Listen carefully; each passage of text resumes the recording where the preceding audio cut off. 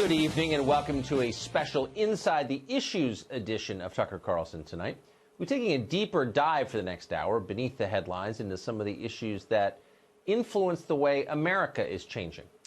Well, after decades of denial and secrecy and flat-out lying, America's defense establishment is finally admitting some of what it knows about UFOs. The Navy has admitted that its pilots encounter unidentified aircraft so often that they've had to draft new reporting guidelines to allow pilots to come forward. It's easy to find this funny, but it's also scary if you think about it. Our vast, well-funded defense establishment is seeing things in the sky they cannot account for, doing things they cannot understand.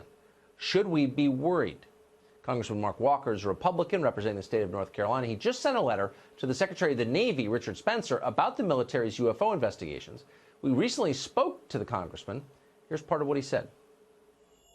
Should we be worried about this? Well, we are concerned about it. As the ranking member of Terrorism and Counterintelligence, we have questions.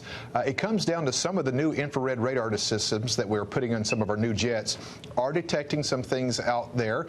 We call them unidentified aerial threats, and that's something that we're looking at. Our UAPs is what we call it. We want to know the information, and that's why it's important that we take a look at this.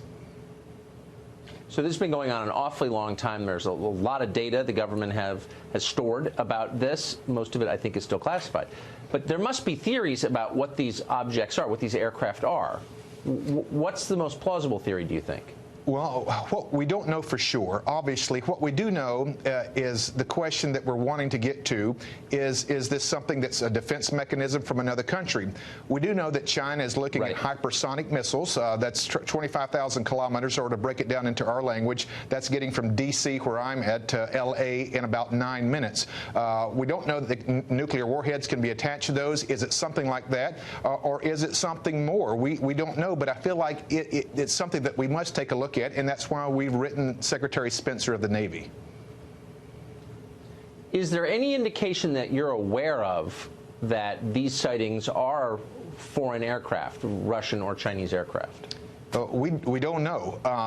We have no evidence to support that. We do know there's something that's traveling at that speed of what we call hypersonic now, which is a Mach 4 or 5, not to get too technical. That is something that we want to know. Is this something that another defense system in another country is more advanced, or is it something else? We're not trying to spook people out, but the AATIP, which is basically a program that the government monitors this, was to close down in 2017. So part of my question, Tucker, is it really closed down? Are we still spending resources, or is there more documentation that this program is still being able to file somewhere? That's something that we need to know, even if it's just for defense purposes alone. We spoke to a government employee who has worked on this issue, who said that the U.S. government has wreckage from one of these aircraft. Do you know anything about that? We don't know, but that's one of the 4 questions that we are asking. Is there evidence being held somewhere? Not to get too spooky once again, but if there is evidence, I believe it's important for people, specifically in my position as the ranking member of Terrorism and Counterintelligence, we need to know what this is. Of course.